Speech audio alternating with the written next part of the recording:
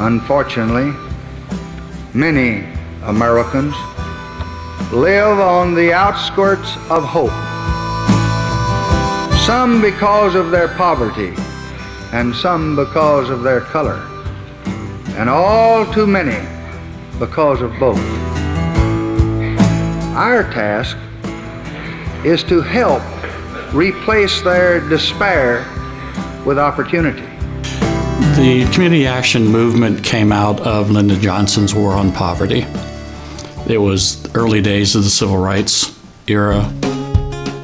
There was a project that was known as Operation Bootstrap, folks pulling themselves up by the bootstraps. And community action was very much identified with that.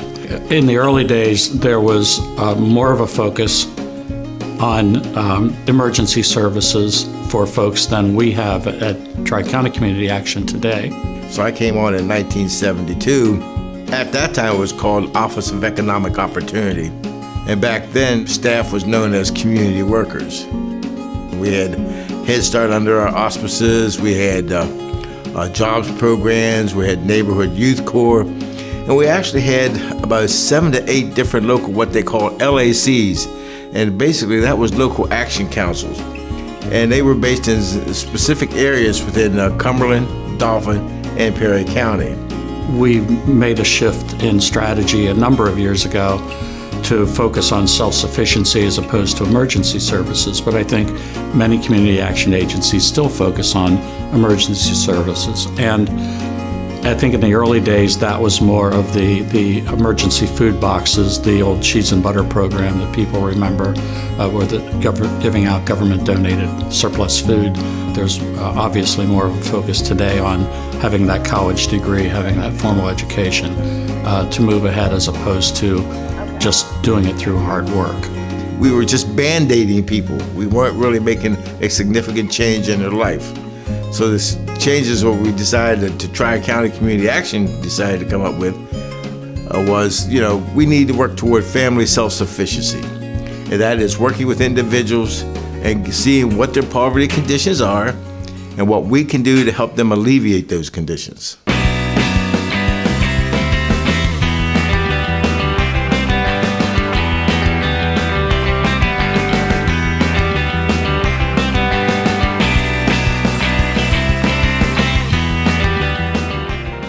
It's been really great for customers to not only get their bill paid, but when they come to Tri-County, a lot of times that unpaid electric bill is just a symptom of a bigger problem they're experiencing. My grandpa was a carpenter, and he talked a lot when I was younger that a house or really anything in life can't be great until the foundation is stable. So we need organizations like Tri-County that are helping get at the root or the foundation of a problem. And once people have those basics in their life and they are self-sufficient, they can go on to school, they can get better jobs, and they can be the best person that they can be. At PPL, we salute Tri-County for all the great work you do. You're making Pennsylvania a better place to live and work, and we couldn't be more thankful for all the work you do. This tackles, in a very human way, a lot of the obstacles that people have. We didn't meet any of these people asking for a handout.